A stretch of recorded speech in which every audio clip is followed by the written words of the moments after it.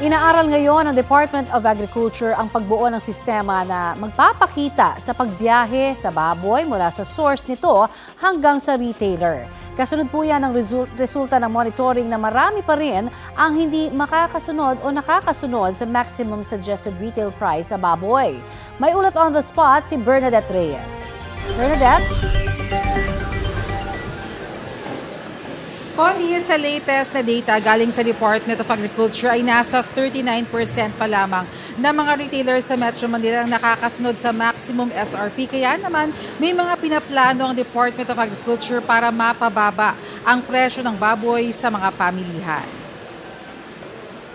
Sa monitoring ng DA ay umaabot pa rin sa 450 pesos ang kada kilo ng baboy sa ilang pamilihan sa kabila ng maximum SRP. Inaaral ngayon ng DA na bumuo ng sistema na magpapakita kung saan galing ang baboy, saang slaughterhouse dinala, sino ang biyahero at sino ang retailer. Maaari rin daw magkaroon ng Quintacom hearing sa Kamara kung hindi pa rin bababa ang presyo ng baboy.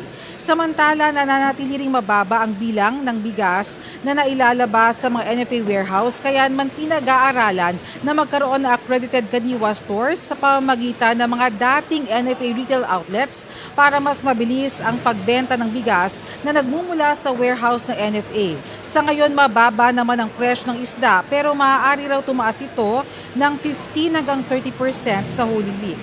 Connie, sa kabila ng mga ito ay plano rin na magtakda ng maximum SRP sa presyo ng garlic, pero yan ay bagay na pinag-aaralan pa. Sa ngayon kasi ay 95% ng mga garlic supply sa bansa ay mula sa ibang bansa. Connie? Maraming salamat, Bernadette Reyes.